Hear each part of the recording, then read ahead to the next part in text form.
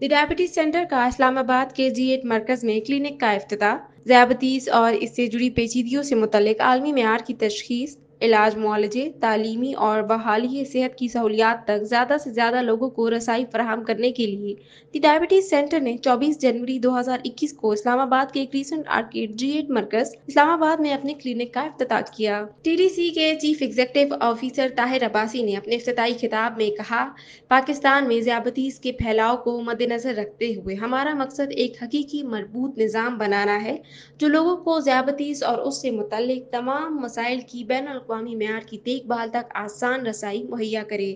انہوں نے افتتاحی تقریب میں شرکت کے لیے تمام مہمانوں اور خیرخواہوں کا شکریہ ادا کیا اور ہسپتال کی خدمت کے دائرہ کار میں توسیع کے لیے TDC بورڈ آف ڈائریکٹرز اور انتظامی ٹیم کے تعاون کو بھرپور سراہا۔ حاضرین سے خطاب کرتے ہوئے مہمان خصوصی پیر سید عادل گیلانی نے ذیابیطس اور اس کی پیچیدگیوں میں مبتلا لوگوں کو مؤثر انداز میں علاج معالجے کی خدمات فراہم کرنے کے لیے TDC انتظامیہ کی تمام کوششوں کی تعریف کی۔ Member TDC board of directors doctor Nusrat Hameed اور TDC کے chief operating officer Anjum Ehsan نے اس موقع پر ذیابیطس کے عالمی اور قومی سطح پر اعداد و شمار اور TDC کی اہم خدمات اور کارکردگی کے متعلق حاضرین کو آگاہ کیا۔ TDC کے CEO نے ذیابیطس کے مریضوں تک جدید خدمات کی فراہمی کے لیے اپنی سروسز کی توسیع جاری رکھنے کے متعلق TDC کے عزم کا اعادہ کیا۔ انہوں نے مزید کہا، پاکستان میں اس مہلک بیماری کا بوجھ کم کرنے کے لیے ایسے اقدامات نہایت ضروری ہیں۔ شرکاء نے اظہار خیال کیا کہ انہیں اس بات کی خوشی ہے کہ لوگ اب جدید ترین ذیابیطس ہسپتال TDC کے G8 مرکز کلینک سے مستفید ہو سکتے ہیں۔